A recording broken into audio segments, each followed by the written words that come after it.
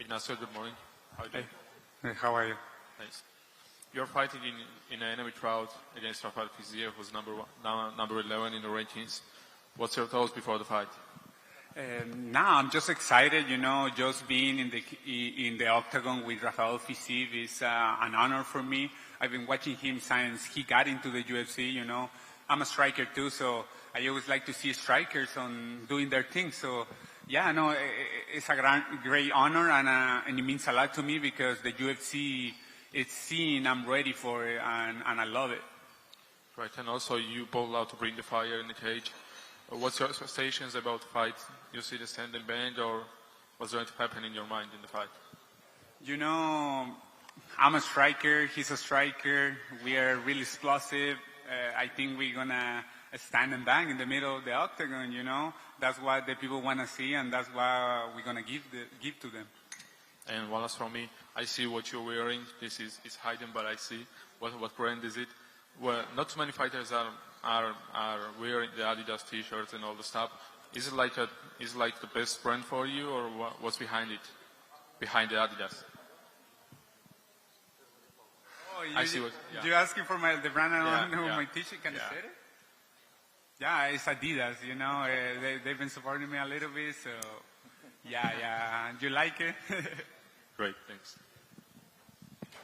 Sual verildi ki, sənin rəqibin Rafael Fiziev 11 nömrədir. O döyüş haqqında ümumiyyətlə nə düşünürsən? O qeyd elədi ki, mən ümumiyyətlə Fizievin döyüşlərinə baxmışam və çox xoşbəxtəm ki, belə bir rəqibi mənə veriblər. Mən məsələn ayaq üstə strikerəm, ayaq üstə döyüşməyi xoşlayıram, Fiziev də ayaq üstə döyüşməyi xoşlayır. Ona görə mən düşünürəm ki, bizi çox baxımlı bir döyüş gözləyir və oktagonun mərkəzində biz vuruşacaq, ayaq üstə vuruşacaq.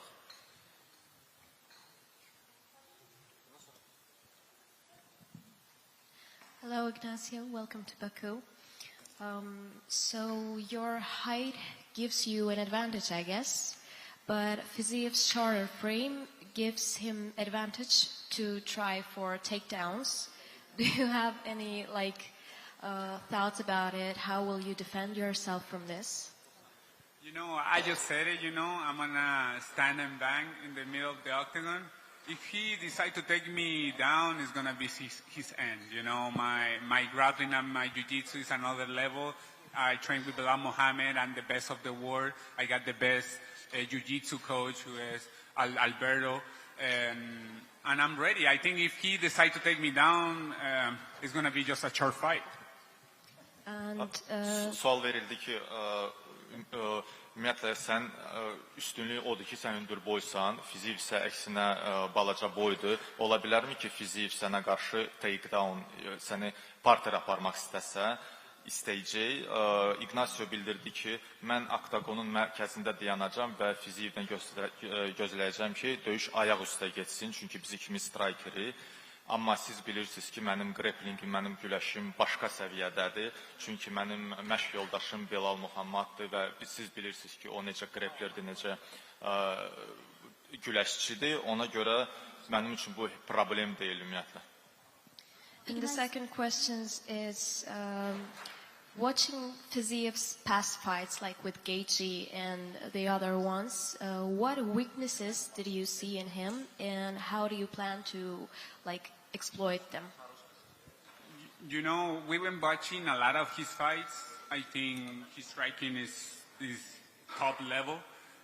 But I think whatever he's good at, I'm way better than him. I got more weapons. I got more ways to knock you out, and that's what I see on him. I don't see a downfall on him, but I don't see a weakness on him, but I see that I'm way better than him everywhere. Sual verildi ki, siz Fizievin son döyüşlərinə, xüsusilə də Justin Gaethje'yə qarşı döyüşlərə baxmısınızmı və ümumiyyətlə hansı zəif cəhətləri görürsünüz? Ignacio qeyd edir ki, biz Fizievin bir çox döyüşlərinə baxmışıq və mən ümumiyyətlə zəif cəhətlər haqqında danışmaq istəmirəm, düşünmürəm ki, onlar var, amma çünki o top level döyüşçüdür, yüksək səviyyəli bir döyüşçüdür, amma mən sadəcə düşünürəm ki, mən ondan daha yaxşıyam. Ignacio, Sonuncu dəfə döyüşəndə o qədər də uzun çəkməmişdi. Bəs şənbə günü bizi necə bir döyüş gözləyir? Your last fight against Jalin, it's only one round and you finished him with submission. What about the upcoming fights?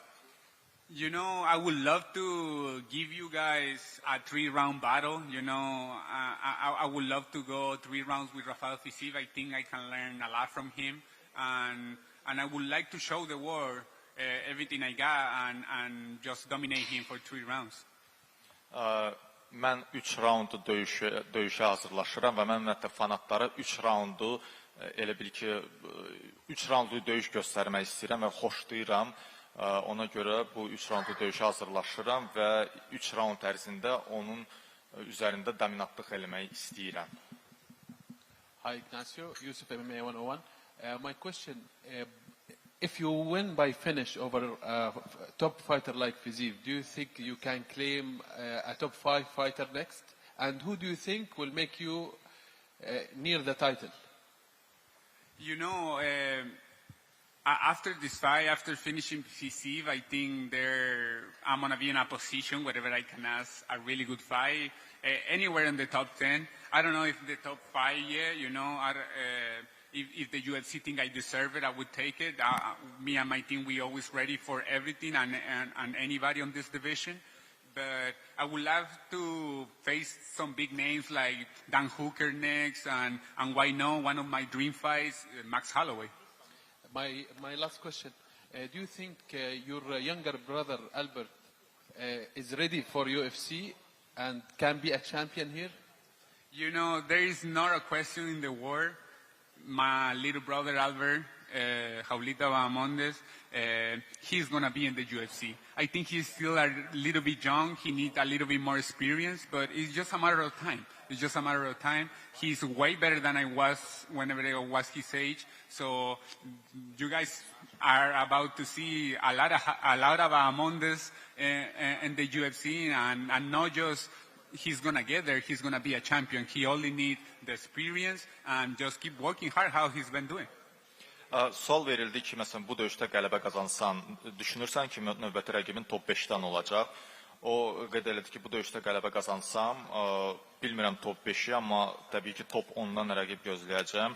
Ümumiyyətlə, məsələn, Dan Hooker'a qarşı görüşmək istəyərdim, amma ümumiyyətlə, mənim arzuladığım rəqib Max Holloway'dir. Sonra sual verildi onun qardaşı Albert haqqında ki, düşünürsəm ki, o UFC-də döyüşməyə hazırdır. O da qeyd elədi ki, biraz təcrübə toplamalıdır, amma o təbii ki, UFC-də döyüşəcək və siz Bahamondes ailəsinin üzvlərini UFC-də görəcəksiniz. Hi Ignacio, welcome to Baku. Bilal, on your team, how important is that for you? You know, having somebody like Belal Muhammad on my team and on my corner is like the cheat code. Because he knows me better than anyone else training and fighting, because we've been training so long together, like we know each other really good, so he knows what to ask me, whenever to ask me, you know, and just having him as a big brother figure next to me, you know, always giving me advice, always pushing me to be better, you know. I couldn't ask for a better team. I got the best team in the world. Him and Coach Mai, they've been pushing me to my limits. They've been taking everything out of me just to make me better. And I'm always going to be grateful to Coach Mai and Belal Muhammad for giving me the opportunity and believing on me, because if they wouldn't believe in me, they wouldn't be here with me. And that's why I say thank you to God to put them in my life. Belal Muhammad Ignacio Bahamondes'ın kornerində olacaq və sual verildi ki, belə bir döyüşçünü öz kornerdə ümumiyyətlə kampında görmək nə deməkdir? O qeyd elədi ki, bu onun üçün böyük bir avantajdır ki, belə bir döyüşçü, belə bir çempion onunla bir yerdə məşq edir və ən önəmlisi odur ki, Belal ona inanır, yoxsa ki, təbii ki, onunla bir yerdə məşq etməzdi. O onun üçün böyük qardaş kimidir və ümumiyyətlə məşqçi korpusuna çox təşəkkür etmək istəyir ki,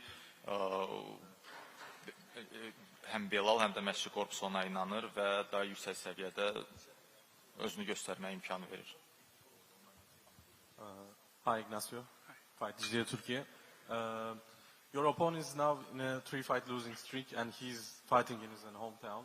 So the pressure is a little bit more on his side. So how do you prepare for it mentally when the situation is like that? You know, he's coming from 3 losses, you know, but he's been losing to great opponents, you know, the top of the division. You know, I don't take those fights as a losses. I think he learned a lot from them.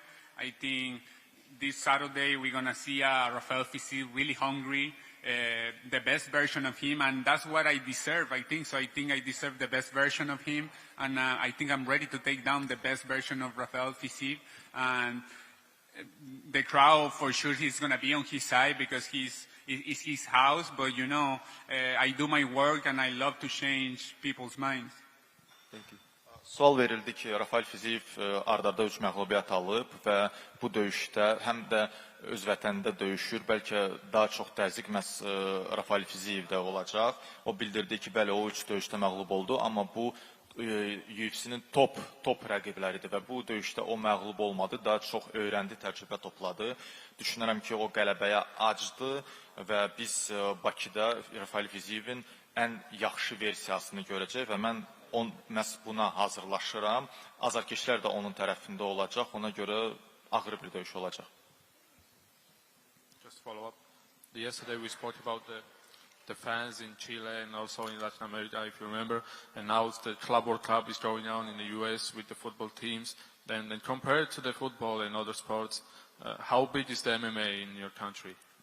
You know, sadly, the football in Chile right now is crossing a bad time. You know, we've been having a lot of success in football how we used to, because we normally go to the World Cup, we normally win, at least we are on the podium, you know, and it's been hard for all the people in Chile. So now I'm fighting here. I can see a lot more support in the MMA community, you know. MMA, all Chile is expecting my fight, you know, and I'm happy I can give them a little bit of joy from sports, and I'm happy to make them celebrate my victories, and I'm gonna tell them, you know, right now, get used to it. Get used to celebrate with La Jaula, because all I'm gonna do right now is win and win and win.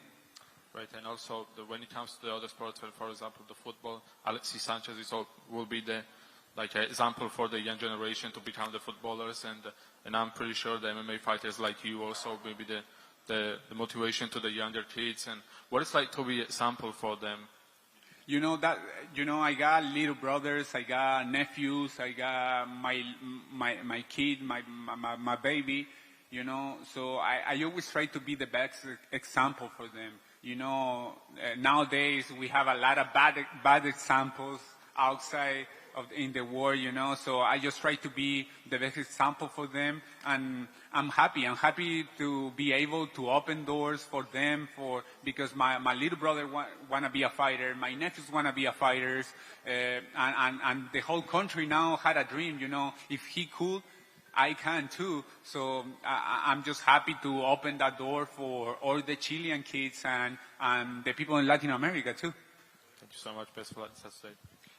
Ümumiyyətlə sual verildi ki, Çili daha çox futbol ölkəsi kimi tanınır və bəs MMA səviyyəsi Çilidə nədir? O qeyd elədi ki, təəssüf ki, futbolda son dönəmində elə də çox böyük uğur yoxdur. Nəinki biz alışmışıq ki, daha böyük uğur olsun.